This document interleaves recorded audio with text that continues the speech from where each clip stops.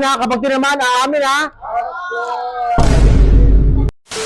Sabi ng anak ko, Dad, let's play. Since it's a sem break, nag-request yung mga youth na maglaro daw kami ng war games. So, maganda to sa mga youth para they can use their time. Makapag-exercise sila, makapaglaro sila, makapag-bonding sila. Nagkakaroon ng chance yung mga bata ng quality time sa kanilang mga friends or fellow youth. I grabbed this opportunity as a parent, so nakikita ko na it's very beneficial para sa growth ng isang youth. Because they can express themselves. Exercise na rin. Nakakapagod nga lang mag-setup pero it's part of it. Guys, mag-count off na tayo. 1, 2 para makahati na natin to. Teacher ng seminary yan. Bago mag-seminary, kailangan makapaglaro muna. Guys, stand up na. Si Marcos yan, player ng volleyball yan. Naipanalo niya ng kanyang grupo pero hindi ko lang kung totoo. Totoo ba? Okay, very good. Kala ko fake news eh. Count off tayo ha. 1, 2 ha. Simula kay Marcos. Marcos the reindeer.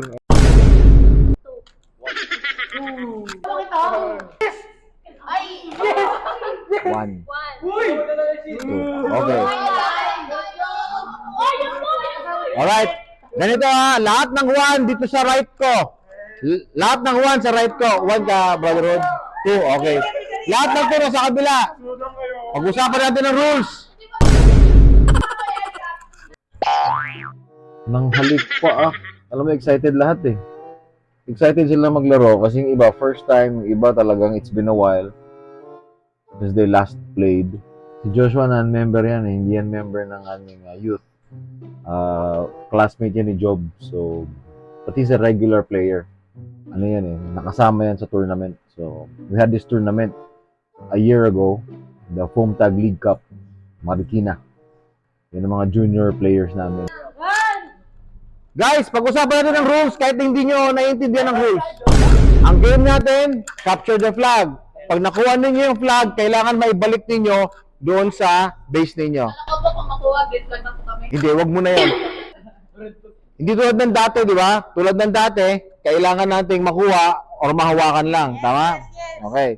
And so my son Heber, he suggested to add a little twist. Okay, before there are only 2 objectives to play the capture the flag: to touch the flag or to eliminate everybody in the opposing team. Si Heber, he suggested to add a little twist, and he said,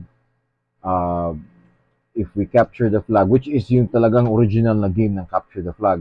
Okay, when you get the flag, you bring it back to the base. Kapag tinamaan ka, if you get hit in the middle of that run, kailangan i-drop mo yung flag. Natamaan kayo, may chance pa kayo ha. Pag tinamaan kayo, i-drop ninyo. Alright? Continuous ha. Nagsasayang lang ng laway si Dad, sa totoo lang. Kasi ako, example ako niyan, hindi ako good example. Pag nag-explain siya, pasok sa tenga, labas sa kabila. So, makinig kayo. No. Sa tagal ko nag-organize ng war games, wala naman talaga nakikinig dito. Meron lang tayong 1 respawn. 2 lives lang. Kapag tinamaan ka, respawn ka ulit. 1 time lang yun ha. And then kapag tinamaan ka ulit, that's the end of the game for you. Tama? Okay ba tayo dyan? Okay ba? Dalawa lang ang lives natin ha. Pag tinamaan kayo, balik kayo dun sa base para mag-respawn kayo. Okay? Honesty is the best policy. Lahat kayo napakabait na bata. Lahat aamin ha. Kapag tinamaan, aamin ha. I don't have any pocket. I don't have money. I was trying to rob him.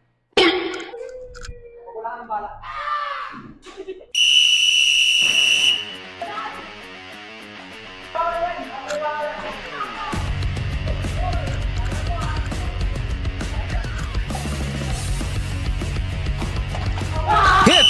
You're out! Pag tinamaan kayo ha.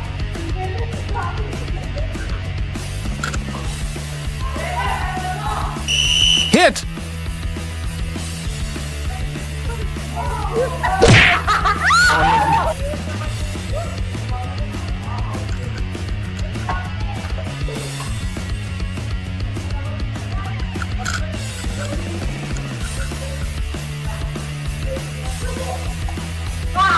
Safe! Hit!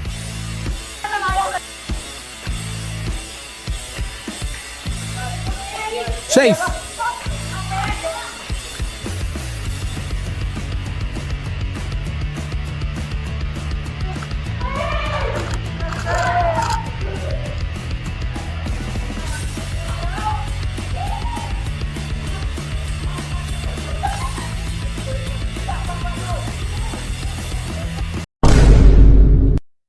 Hinagis ang balo. Ginawang grenade.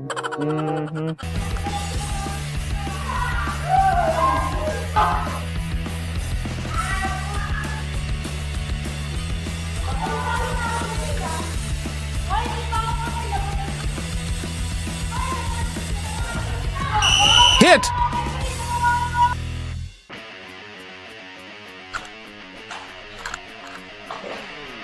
Safe.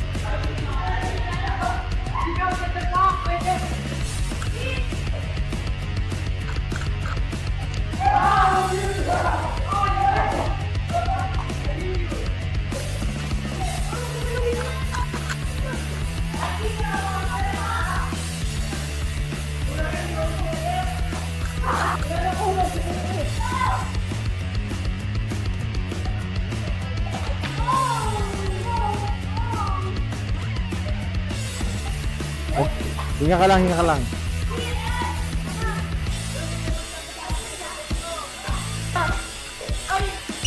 Hit.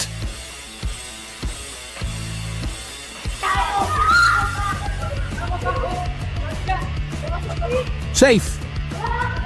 May shield, may shield, may shield, may shield. May shield siya, may shield siya. May shield siya.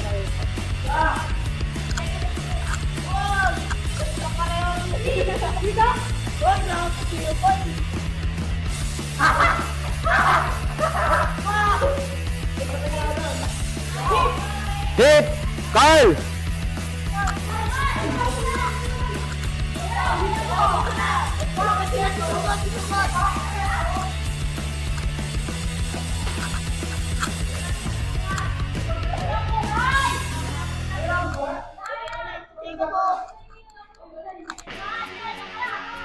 Safe.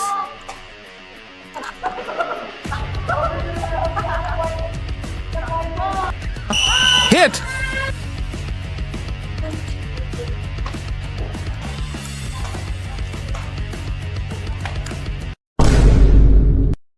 Tuwid na tuwid, di ko. Alam niya hindi siya aabutin ng bala dun sa pwesto na yun. Look out ng team, si Carl. Nakakatawa yung batang yan. Pwede na sana i-capture yung flag kaso bangkan. Nakaisa na naman si Carl. Pwede na daw i-capture ang flag. Kaso nga daw may bantay lang. Talaga naman may bantay yun eh. Tatawa ko sa mga batang to eh. No? Literal na may bantay yun. Siyempre, capture the flag eh. Pwede talaga i-capture yan anytime. Actually, pag nag-start na ang game, pwede mo nang kunin yan anytime. Kaso nga lang, may bantay. Si Carl.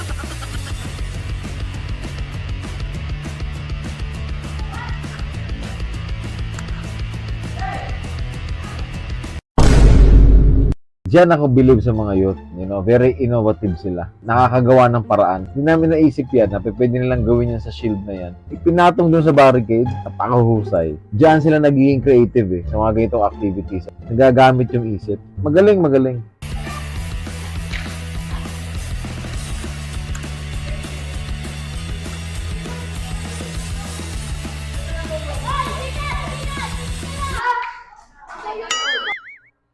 May comsat doon sa gilid eh. May nagsasabi kung nasan siya. Si Joshua yun, sigurado. Boses pa lang eh. Uy, muntik na, muntik Safe.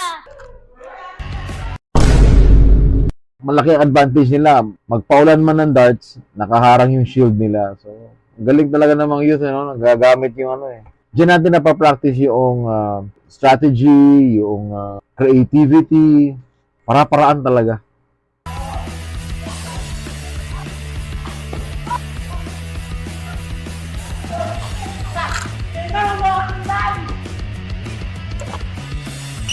Hit. Up! Hit mo siya. Tinamaan mo ba siya? Sa likod? Okay. Dito siya tinamaan. Get the flag. Was that your last life? Okay. Very good. You got it already. I thought I won the game, but I didn't feel the shot at the back by Jacob. So I have to go back and bring back the flag. I don't get it.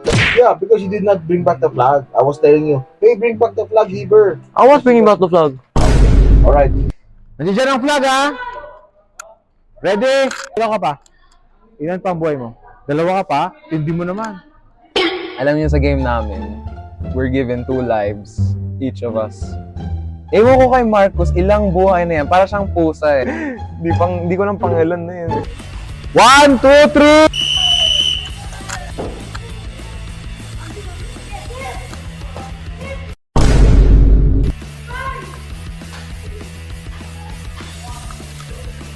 Harapan mo! Go, go!